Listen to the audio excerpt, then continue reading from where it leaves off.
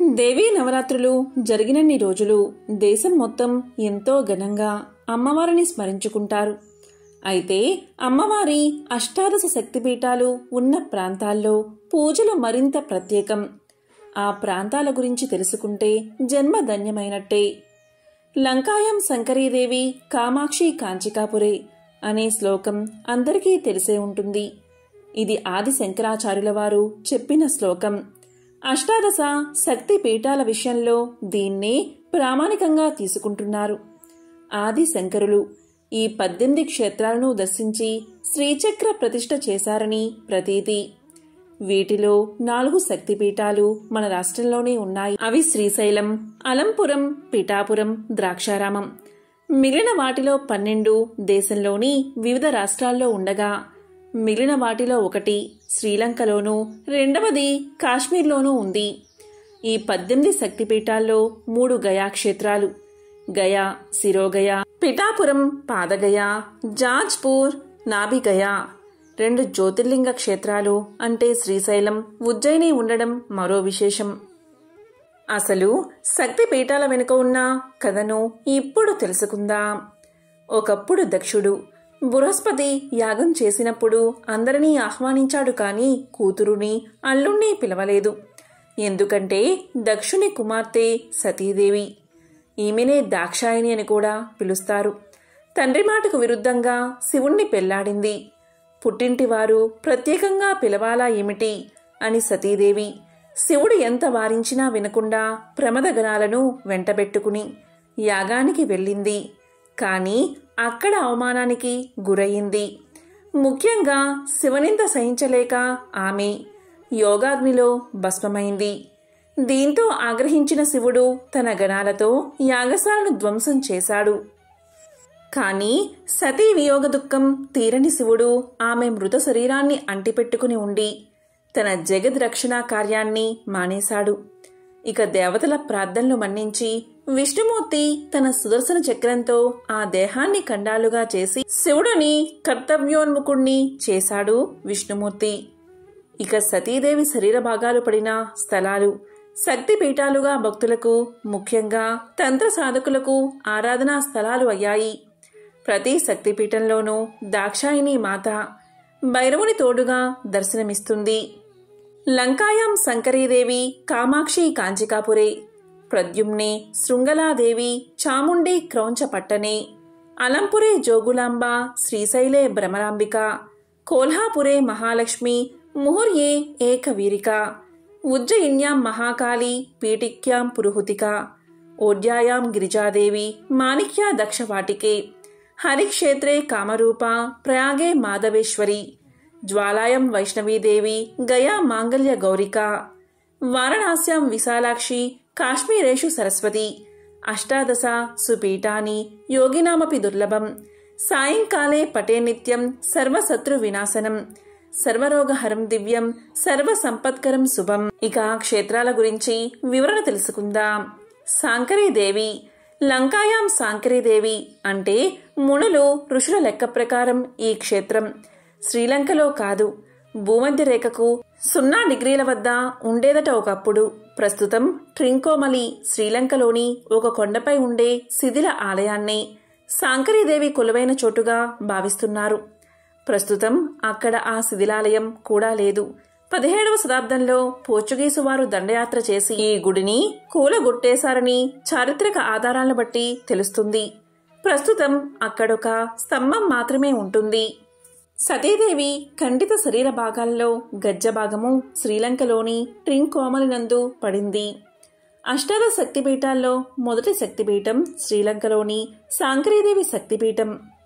ఇక స్థల పురాణంలోకి వెళ్తే లంకాధీశుడైన రావణాసురుడు కైలాసం నుంచి పార్వతీదేవిని తన రాజ్యానికి తీసుకువెళ్లాలని భావించాడు. కైలాసానికి వెళ్లి బలవంతంగా పార్వతీదేవిని తీసుకువెళ్లే ప్రయత్నం చేశాడు. దీంతో కోపగించిన పార్వతీదేవి రావణాసురుణ్ణి అస్త్రబంధనం చేసింది. దీంతో బలగర్వం నశించిన రావణాసురుడు పార్వతీదేవిని అనేక రకాలుగా భక్తితో ప్రార్థించాడు. ఇక రావణాసురుడి భక్తికి మెచ్చిన అమ్మవారు ప్రసన్నమై వరం కోరుకోమంది. దాంతో రావణాసురుడు తన రాజ్యంలో కొలువుతీరి తన్ని తన ప్రజలను రాజ్యాన్ని రక్షిస్తూ ఉండమని వరం కోరుకున్నాడు. అందుకు పార్వతీదేవి ఇలా పలికింది: రావణ, నీవు అనేక అకృత్యాలు చేస్తున్నావు. అందువల్ల నీ రాజ్యం సముద్రంలో మునిగిపోయి కుచించుకుపోతుంది. నీకు వరం ప్రసాదించి నేను వచ్చి నీ రాజ్యంలో ఉంటాను. అయితే నీవు అకృత్యాలు చేయనంత కాలం నేను నీ రాజ్యంలో ఉంటాను. నీవు మళ్ళీ అకృత్యాలు చేసిన మరుక్షణం నేను నీ రాజ్యం వదిలి వెళ్ళిపోతాను. నేను వెళ్ళిన తర్వాత నీకు కష్టాలు ప్రారంభమై నీ పాలన అంతమొందుతుంది అని పలికింది అమ్మవారు. అందుకు రావణాసురుడు అంగీకరించగా పార్వతీదేవి లంకా రాజ్యంలో శాంకరీదేవిగా కొలువుతీరి ఆరాధనలు అందుకోసాగింది. తరువాత కొంతకాలానికి రావణాసురుడు సీతాదేవిని తీసుకువచ్చి అశోకవనంలో బంధించాడు. ఆ మరునాడు శాంకరీదేవిని దర్శించుకోవడానికి వెళ్లిన రావణాసురుడితో అమ్మవారు ఇలా పలికింది: రావణ, సీతాదేవిని బంధించి నీవు తప్పు చేశావు. నీవు ఆమెను వదిలిపెట్టు, లేదంటే నేను నీ రాజ్యం వదిలి వెళ్ళిపోతాను అని పలికింది. శాంకరీదేవి మాటలను రావణాసురుడు ఖాతరు చేయకపోవడంతో లంకను అమ్మవారు వదిలి వెళ్ళిపోసాగింది. ఈ సమయంలో మహర్షులు లంక వదిలి వెళ్లినా భూలోకం వదిలి వెళ్లవద్దని ప్రార్థించడంతో అమ్మవారు దక్షిణం నుంచి ఉత్తరానికి సాగిపోయి హిమాలయం, కాశ్మీరం మొదలైన క్షేత్రాల్లో నిలబడిపోయిందని చెప్తారు. మహర్షులు ఆ దేవిని బనశంకరి అని పిలిచారు. ఆ విధంగా దేవి వెళ్ళిపోవడంతో శక్తిపీఠం కాలగర్భంలో కలిసిపోయిందని భావిస్తారు. కొందరు రావణ సంహారానంతరం శాంకరీదేవి తిరిగి లంకలో మహర్షుల చేత ప్రతిష్ఠించబడిందని భావిస్తారు. అయితే అనేక వివాదాలు ఉన్నా ప్రస్తుతం శ్రీలంక దేశంలోని ట్రింకోమలి పట్టణంలో ఉన్న దేవి ఆలయాన్ని ప్రథమ శక్తిపీఠంగా భావిస్తున్నారు. ఈ క్షేత్రంలో సతీదేవి కాలి గజ్జెలు పడినట్లు చెప్పబడుతుంది. ఇక రెండవ శక్తిపీఠం కామాక్షీదేవిది. సతీదేవి వీపు భాగం పడినట్లుగా చెప్పే చోటే కాంచీపురం. ఇక్కడ అమ్మవారు కామాక్షీదేవిగా కొలువై ఉంది. పాశాంకుశాలు, చెరుకుగడ, భుజంపై చిలుకతో పద్మాసన స్థితిలో కొలువు ఉండే ఈ అమ్మవారిని పూజిస్తే సకల సిరి సంపదలు కలుగుతాయని ప్రతీతి. కంచిలోని ఈ శక్తిపీఠాన్ని నాభిస్థాన శక్తిపీఠము అని పిలుస్తారు.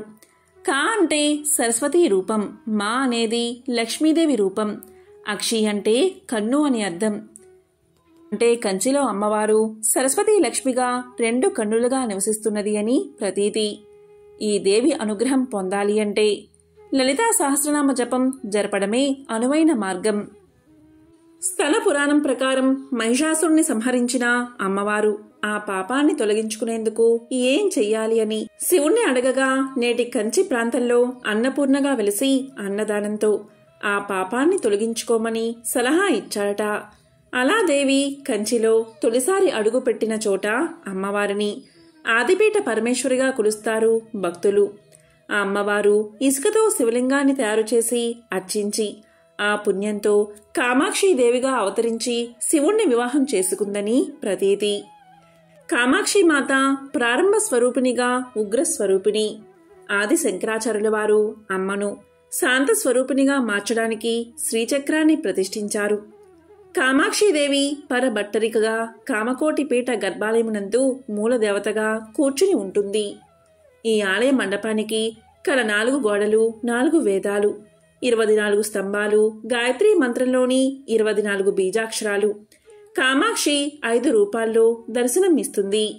మొదటిది మూలదేవతకు కుడి భాగాన బిలద్వారానికి చేరువలో పరంబ రూపంలో ఉంటుంది.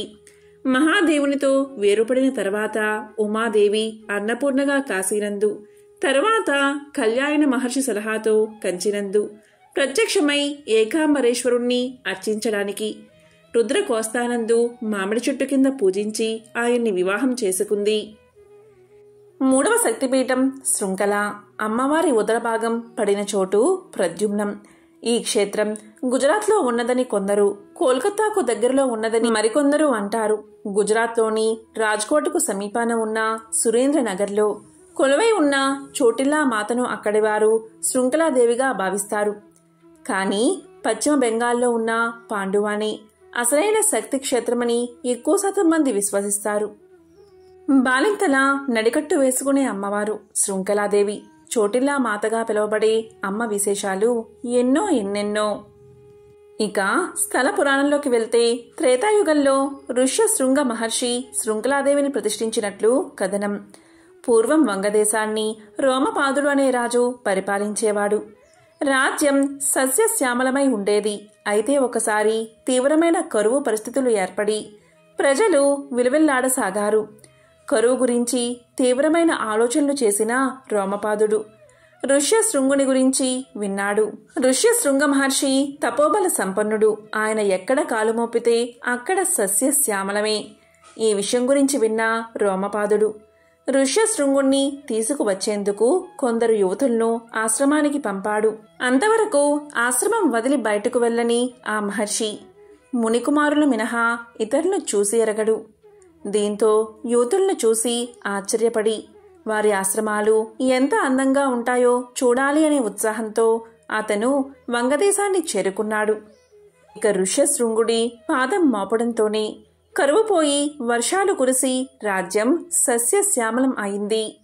ఇక రోమపాదుడు తన కుమార్తె అయిన శాంతాదేవిని ఋష్యశృంగుడికి ఇచ్చి వివాహం చేశాడు. ఈ విధంగా కొంతకాలం వంగదేశంలో గడిపిన ఋష్యశృంగుడు శృంఖలాదేవిని ప్రతిష్ఠించి పూజించినట్లు కథనం.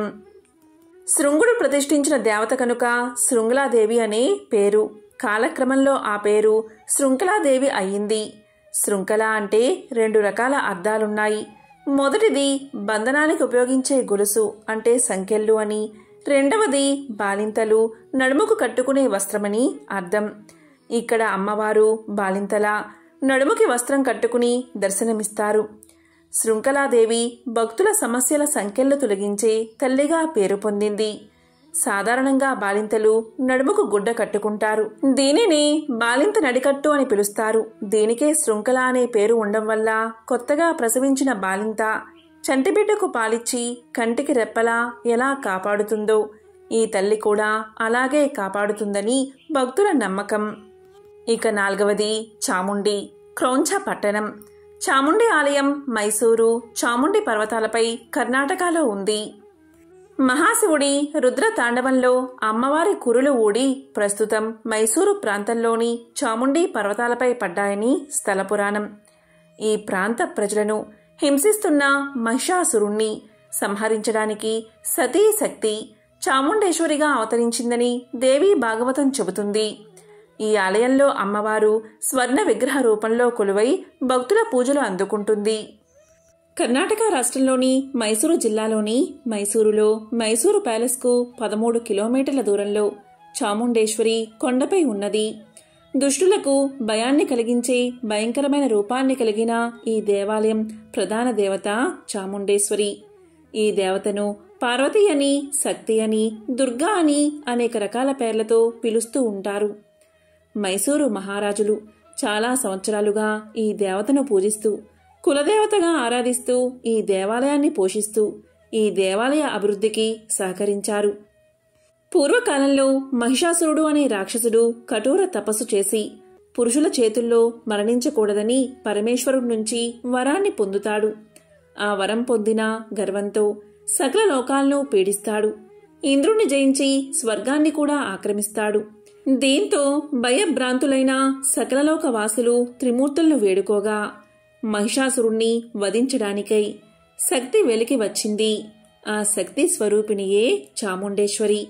18 చేతులతో ప్రతి చేతిలో ఒక ఆయుధంతో ఆ తల్లి దర్శనమిస్తుంది.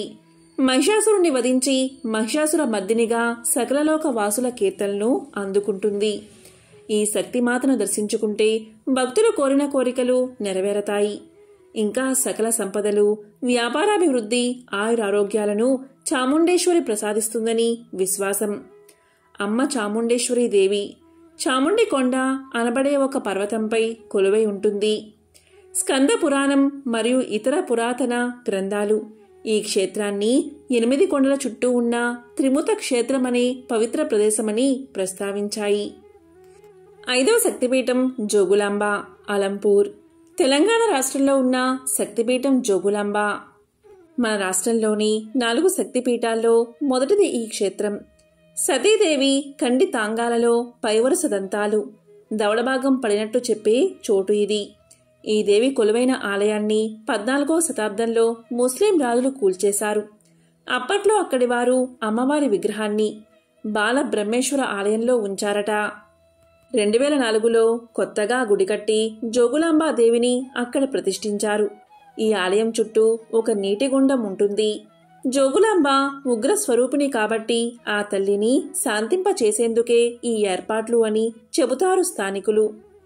ఇక్కడ అమ్మవారు తేజోవంతంగా దర్శనమిస్తుంది. గాల్లో తేలే కేశాలు, వాటిలో బల్లి, తేలు, గబ్బిలం, కపాలం కనిపిస్తాయి.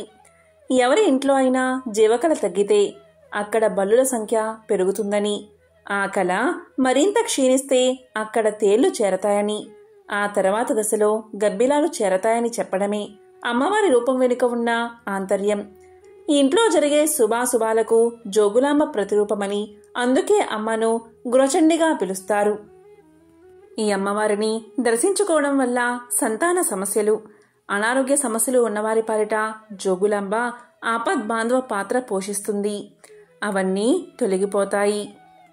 6వది భ్రమరాంబిక శ్రీశైలం. సతీదేవి యొక్క మెడభాగం పడిన చోటే శ్రీశైల క్షేత్రం. 12 జ్యోతిర్లింగ క్షేత్రం కూడా అయిన శ్రీశైలాన్ని దర్శించుకుంటే పునర్జన్మ ఉండదని ప్రతీతి. అరుణాసురుడు అనే రాక్షసుడు ఈ ప్రాంతంలో ప్రజలకు ముళ్లకు కంటకుడుగా తయారయ్యాడట. 2-4 కాళ్ళ జీవులతో మరణం లేకుండా వరం పొందిన అతన్ని సంహరించేందుకు ఇక్కడ కొలువైన సతీశక్తి భ్రమర అంటే 9 రూపంలో అవతరించిందట. అసురవధ అనంతరం భ్రమరాంబికగా ఈ క్షేత్రంలోని మల్లికార్జున స్వామి గుడి వెనుక భాగంలో కొలువై ఉందని స్థల పురాణం. శంకరాచార్యుల వారు ఈ క్షేత్రానికి వచ్చి అమ్మవారిని దర్శించుకుని శ్రీచక్ర ప్రతిష్టాపన చేసి భ్రమరాంబకాష్టకాన్ని రచించారు. శ్రీశైల క్షేత్రంలోని ఆయన సౌందర్య లహరి కూడా రచించారని చెబుతారు. ఇక 7వ శక్తిపీఠం మహాలక్ష్మీదేవి కోల్హాపూర్. ఆది పరాశక్తి అంబాబాయిగా కోల్హాపూర్ మహారాష్ట్ర యందు వెలిసింది. ఇక్కడ సతీదేవి యొక్క నేత్రాలు పడ్డాయని చెబుతారు. కోల్హాపూర్ వాసులు ఈ అమ్మవారిని భవానీ మాతగాను కరవీర వాసినిగాను కొలుస్తారు. కోల్హాపురి మహాలక్ష్మి విగ్రహం ఒక ప్రశస్తమైన మనిషిలా, అమ్మవారి తలపై ఆదిశేషుడు తన 5 పడగలతో ఛత్రం పడుతున్నట్లుగా ఉంటాడు. నల్లని ముఖంతో దివ్యాభరణాలతో వెలిగిపోయే ఈ దేవిని చూడ్డానికి 2 కన్నులు సరిపోవంటారు భక్తులు. మహాప్రళయ కాలంలో కూడా లక్ష్మీదేవి ఈ క్షేత్రాన్ని వీడదని పురాణ ప్రతీతి. అందుకే కోల్హాపూర్ను అవిముక్త క్షేత్రంగా వ్యవహరిస్తారు. స్కాంద పురాణం ప్రకారం అలాగే దేవీ భాగవతం ప్రకారం ఈ క్షేత్రాన్ని కరవీర నగరమని, దేవిని కరవీర మహాలక్ష్మి అని ప్రస్తుతించారు. పరమశివుడికి కాశీ ఎలా అవిముక్త క్షేత్రమో శ్రీ మహావిష్ణువుకి లక్ష్మీదేవికి ఇది అవిముక్త క్షేత్రం. ప్రళయకాలంలో శివుడు తన త్రిశూలంతో కాశీ పట్టణాన్ని ఎత్తి రక్షించినట్లు మహాలక్ష్మి ఈ క్షేత్రాన్ని తన కరములతో ఎత్తి రక్షించింది. అందుకే ఆవిడ కరవీర మహాలక్ష్మి అయిందంటారు. భృగుమహర్షి చేసిన అవమానాన్ని తట్టుకోలేని మహాలక్ష్మి వైకుంఠాన్ని విడిచి సహ్యాద్రి పర్వత ప్రాంతంలోని కోల్హాపూరులో వెలిసారని ఒక కథ. శంకరాచార్యుల వారు ఈ ఆలయాన్ని దర్శించి ఇక్కడ శ్రీచక్రాన్ని స్థాపించారు. తరువాత విద్యా శంకర భారతి ఈ క్షేత్ర వైశిష్టాన్ని గుర్తించి ఇక్కడ ఒక మఠం నిర్మించారు. దత్తాత్రేయుడు ప్రతిరోజు మధ్యాహ్నం ఇక్కడ భిక్ష చేస్తారని ప్రతీతి. దానికి చిహ్నంగా ఇక్కడ ఆయనకి ఉపాలయం కూడా ఉన్నది. ఇక 8వది ఏకవీరిక మాహుర్యం. మహారాష్ట్రలోని నాందేడ్ సమీపంలోని మాహూర్ క్షేత్రంలో వెలిసిన తల్లి ఏకవీరికాదేవి. దత్తాత్రేయుడి జన్మస్థలం కూడా ఇదేనని నమ్మకం. దక్ష యజ్ఞంలో చనువు చాలించిన సతీదేవి యొక్క కుడి చెయ్యి ఇక్కడ పడి ఏకవీరాదేవిగా భక్తుల పూజలు అందుకుంటుందని చెబుతారు. ఇక్కడ రేణుకాదేవిని ఏకవీరాదేవిగా పొరబడతారు బయట నుంచి వచ్చే భక్తులు. అసలైన ఆలయం మాహోర్కు 15 కిలోమీటర్ల దూరంలో ఉంటుంది.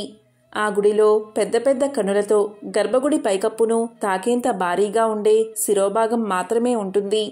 ఆ తల్లిని ఏకవీరికాదేవిగా కొలుస్తారు స్థానికులు. పాండవులు తమ 14 ఏళ్ల వనవాస సమయంలో ఈ ప్రాంతాన్ని దర్శించినప్పుడు ఈ ఆలయాన్ని నిర్మించారని చెబుతారు.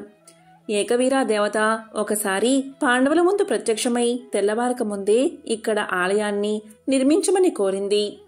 పాండవులు తమ మాటకు కట్టుబడి రాత్రికి రాత్రే ఆలయాన్ని నిర్మించారు. పాండవుల భక్తికి అమ్మవారు ఎంతో సంతోషపడింది. వనవాస సమయంలో వారు ఎప్పటికీ కనుగొనబడకూడదు అనే కోరికను తీర్చింది అమ్మవారు. ఇక 9వది మహంకాళి, ఉజ్జయిని. దేవీ భాగవతం ప్రకారం మధ్యప్రదేశ్ ఉజ్జయినిలో కొలువయింది మహంకాళి. ఈ ప్రదేశంలో సతీదేవి యొక్క పైపెదవి పడిందని చెబుతారు.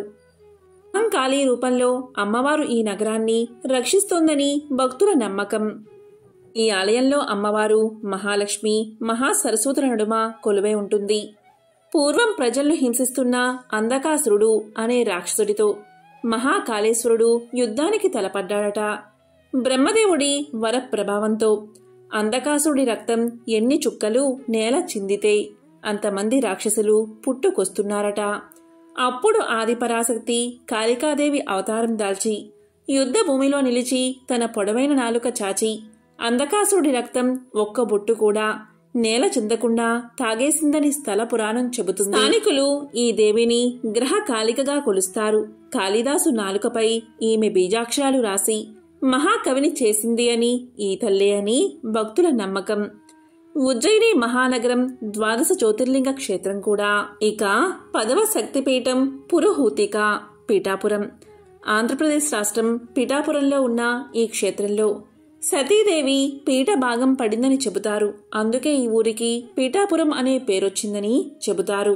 ఒకసారి ఇంద్రుడు గౌతమ మహర్షి యొక్క భార్య అయిన అహల్యను గౌతమ మహర్షి యొక్క వేషంలో మోసం చేసి గౌతమ మహర్షి చేత శపించబడ్డాడు ఇంద్రుడు. ఇంద్రుడు తన వృషణానాన్ని పోగొట్టుకున్నాడు. అలాగే ఇంద్రుడి శరీరమంతా యోని చిహ్నాలు పొందాడు. దీంతో ఇంద్రుడు ఎంతగానో బాధపడి తన తప్పును క్షమించమని కోరుకున్నాడు. అప్పుడు గౌతముడు అతని ప్రార్థనలు అంగీకరించి యోని చిహ్నాలు కళ్ళలా కనిపిస్తాయని, ఆ తరువాత ఇంద్రుడు సహస్రాక్షుడు అని పిలువబడతాడని చెప్పాడు. కాని ఇంద్రుడు తన వృషణాన్ని కోల్పోయాడు. వాటిని తిరిగి పొందాలి అనుకున్నాడు. అప్పుడు తన రాజ్యాన్ని వదిలి పీఠికాపురికి వచ్చి జగన్మాతకు తన ప్రార్థనలు చేసి తపస్సు చేశాడు. ఇలా జరిగిన చాలా కాలం తర్వాత జగన్మాత ఇంద్రుడి ముందు ప్రత్యక్షమై సంపద మరియు వృషణాలను అనుగ్రహించింది. దీంతో ఇంద్రుడు చాలా సంతోషించాడు. అలాగే ఆమెను పురుహూతిగా దేవిగా పూజించాడు. అంటే ఇంద్రుడు పూజించింది అని అర్థం. చాలా కాలం తర్వాత జగద్గురువులు శ్రీపాద వల్లభ పిఠాపురంలో జన్మించారు.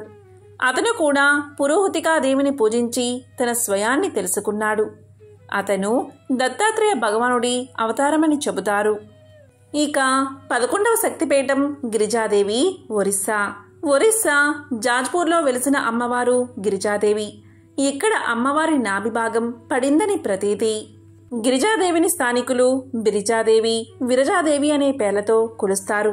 అమ్మవారి ముఖం మాత్రమే కనిపించేలా మిగతా విగ్రహాన్ని పూల దండలతోనూ బంగారు ఆభరణాలతోనూ అలంకరిస్తారు.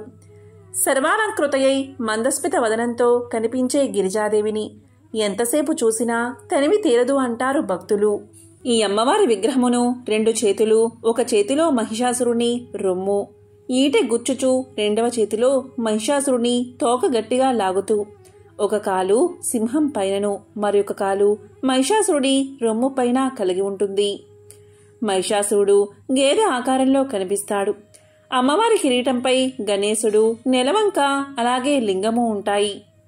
బీహార్లో సిరోగయ, ఒరిస్సాలోని గిరిజాదేవి దేవాలయ ప్రాంగణంలో ఉన్న నాభిగయ, ఆంధ్రప్రదేశ్లోని పిఠాపురంలో పురుహుతిక శక్తిపీఠంలోని పాదగయ, ఈ 3 గయలలో తమ పితృదేవతల ముక్తి కొరకు ఇక్కడ ఎంతోమంది పిండ ప్రదానం చేస్తారు. ఇక్కడ చేసే పితృదేవతల పూజలకు సంపూర్ణ ఫలితం లభిస్తుంది అంటారు. గయక్షేత్రాల గురించి ఒక పురాణ కథ ఉంది.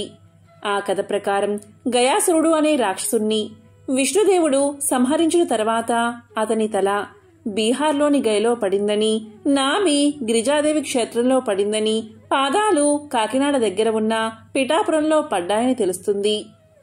బీహార్లోని గయకు విష్ణువు క్షేత్ర పాలకుడు అని, జాజీపూరులోని నాభిగయకు బ్రహ్మదేవుడు క్షేత్ర పాలకుడు అని, పాదగయకు పరమశివుడు క్షేత్రపాలకుడు అంటారు.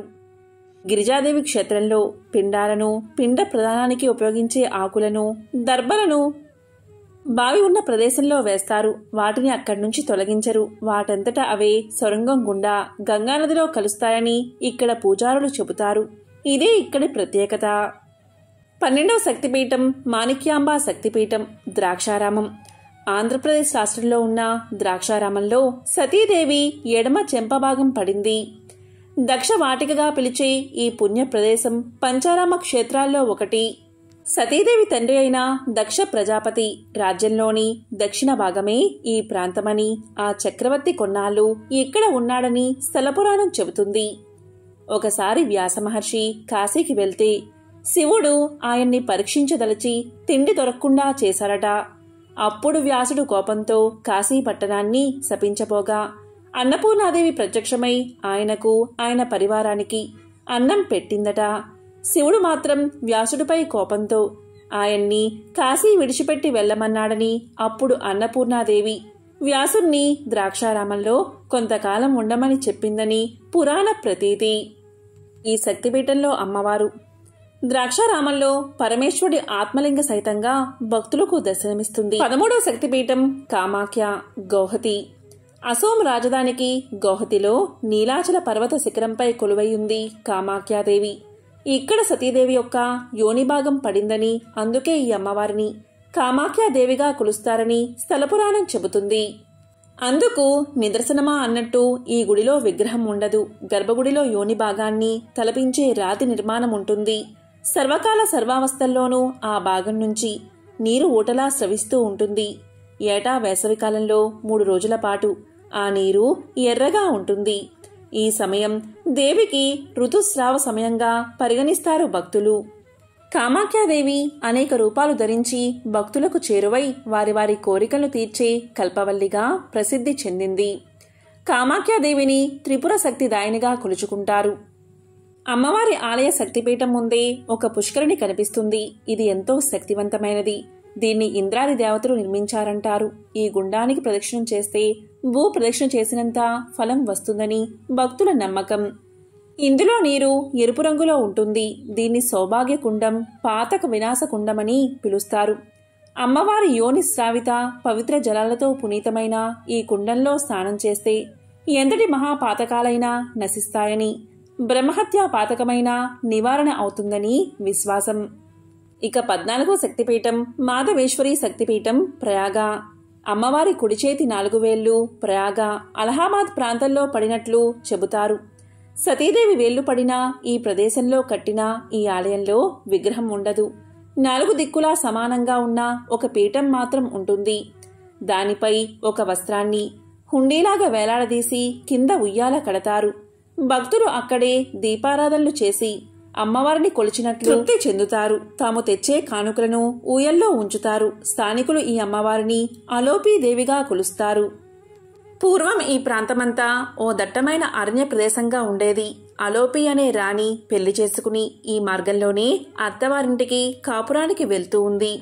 ఆమె ప్రయాణిస్తున్న పల్లకి ప్రయాగ వద్దకు రాగానే దోపిడీ ముఠ ఈ బృందంపై దాడి చేసి దోచుకుంది. అప్పుడు పెళ్లికూతురు అయిన రాణి అమ్మవారిని ప్రార్థించగా ఆవిడ పెళ్లికూతుర్ని మాయం చేసి ఆ దొంగల బారి నుంచి రక్షించిందట. ఆనాటి నుంచి ఆ దేవిని అలోపీదేవిగా పిలుస్తారు. అలోపి అంటే మాయమవడమని అర్థం. అప్పట్నుంచి ఇక్కడివారు పెళ్లిళ్ళకి ముందు ఈ అమ్మవారిని పూజించిన తర్వాతే శుభకార్యాన్ని మొదలు పెడతారు. జీవసృష్టి జరగడానికి ముందు ఇక్కడ బ్రహ్మ అనేక యాగాలు చేశాడట. అందుకే దీనికి ప్రయాగ అనే పేరు వచ్చింది. ప్ర అంటే గొప్ప అని, అంటే యాగమని అర్థం. ఇక 15వ శక్తిపీఠం వైష్ణవీదేవి జ్వాలా క్షేత్రం. హిమాచల్ ప్రదేశ్లో ఉన్న ఈ ఆలయంలో అమ్మవారి విగ్రహం బదులు 7 జ్వాలలు వెలుగుతూ ఉంటాయి. ఇక్కడ అమ్మవారి నాలుక భాగం పడిందని చెబుతారు. ఇక్కడ అమ్మవారు జ్వాలాముఖి. భూమిలోంచి వచ్చే సహజ వాయువుల జ్వాలని అమ్మవారి శక్తిగా భావిస్తారు భక్తులు. ఆ జ్వాలలు అవమాన భారానికి గురైన సతీదేవి ఆగ్రహానికి, శక్తికి సంకేతమని విశ్వసిస్తారు భక్తులు. కురు పాండవ సంగ్రామానికి ముందు శ్రీకృష్ణుడి ఆదేశానుసారం అర్జునుడు ఇక్కడ అమ్మవారిని పూజించి ఆమె దీవెనలు తీసుకున్నాడని వ్యాస భారతం చెబుతుంది. స్థల పురాణం ప్రకారం పాండవులు మొదటగా ఇక్కడ దేవాలయ నిర్మాణం చేశారని తెలుస్తుంది. త్రికూట పర్వతానికి పక్కన 5 రాతి కట్టడాలు ఉన్నాయి. వీటిని పంచ పాండవులకు ప్రతీకగా స్థానిక ప్రజలు భావిస్తారు. శ్రీధర పండితుడు అనే వ్యక్తి 700 సంవత్సరాలకు పూర్వం ఈ కొండ గుహలను కనుక్కున్నాడని చెబుతారు. తన ఇంటిలో ఉన్న పూజా సంపుటంలో అమ్మవారి విగ్రహం మాయమవడం చూసిన శ్రీధర పండితుడు కటిక ఉపవాసం చేస్తూ అమ్మవారికి మొరపెట్టుకోగా కల్లో దర్శనమిచ్చిన అమ్మవారు తాను పర్వత సానువుల్లో ఉన్నానని దారి చూపించిందని, ఉపవాస దీక్ష మానవలసిందిగా ఆదేశించిందని, ఆమె ఆజ్ఞానుసారం శ్రీధర పండితుడు వెతుక్కుంటూ వెళ్ళగా 3 రాతుల రూపంలో అమ్మవారు దర్శనం ఇచ్చిందని చెబుతారు. ఆ 3 మూర్తులే మహాసరస్వతి, మహాలక్ష్మి, మహాకాళి అవతారాలుగా శ్రీధర పండితుడు పూజించాడని చెబుతారు. తరువాత అమ్మవారి ప్రసాదంగా శ్రీధర పండితుడికి 4 కుమారులు జన్మించారని, తరువాత శ్రీధర పండితుడు తన శేష జీవితాన్ని అమ్మవారి సేవలోనే గడిపాడని ఒక స్థానిక కథ ఉంది అంటారు. ఇక 16వది మంగళగౌరి. గయా, బీహార్లోని గయా ప్రాంతంలో సతీదేవి యొక్క స్తనభాగం పడిందని స్థలపురాణం చెబుతుంది. అందుకు నిదర్శనంగా వక్షోజాలను పోలిన నిర్మాణాన్ని మాంగళ్య గౌరిగా పూజిస్తారు భక్తులు. ఇక 17వ శక్తిపీఠం విశాలాక్షీదేవి, వారణాసి. సతీదేవి యొక్క చెవి భాగం వారణాసిలో పడిందని స్థలపురాణం చెబుతుంది. సతీదేవి యొక్క చెవి కుండలం కాశీలోని విశ్వేశ్వరుడి ఆలయ సమీపంలో పడిందని, అక్కడే అమ్మవారు విశాలాక్షిగా అవతరించిందని స్థలపురాణం చెప్తుంది. కాశీ విశాలాక్షి ఆలయంలో 2 విగ్రహాలు ఉంటాయి. ఒకటి పెద్దది, మరొకటి చిన్నది. వెనుక భాగంలో చిన్నగా కనిపించే విగ్రహమే అసలైనది. ఆ దేవిని ఆది విశాలాక్షిగా అర్చిస్తారు భక్తులు. శివుడి వైభవాన్ని కళ్ళు పెద్దవి చేసి మరీ ఆశ్చర్యంగా చూసిన దేవి కాబట్టి విశాలాక్షి అనే పేరు వచ్చిందని ప్రతీతి. ఇక 18వ శక్తిపీఠం సరస్వతీదేవి, జమ్మూ కాశ్మీర్. పాక్ ఆక్రమిత కాశ్మీర్లో ముజఫరాబాద్కు 150 కిలోమీటర్ల దూరంలో ఉన్న శక్తిపీఠం ఇది. ఇక్కడ అమ్మవారిని కీర్ భవానీ అని పిలుస్తారు. ఇక్కడ అమ్మవారి కుడి చెయ్యి పడిందని చెబుతారు. ప్రస్తుతం అక్కడ ఒక శిథిల ఆలయం తప్ప మరేమీ లేదు. ఒకప్పుడు శంకరాచార్యుల వారు ఈ అమ్మవారిని దర్శించి అర్చించారని శంకర విజయకావ్యం ద్వారా తెలుస్తుంది. ఇవే అష్టాదశ శక్తి పీఠాలు. ఎవరైతే ఈ శక్తి పీఠాల గురించి వింటారో లేక చదువుతారో వారికి అమ్మవారి సంపూర్ణ అనుగ్రహం తప్పకుండా లభిస్తుంది. అష్టైశ్వర్యాలు, భోగ భాగ్యాలు కలుగుతాయి. ఓం శ్రీ మాత్రే నమః.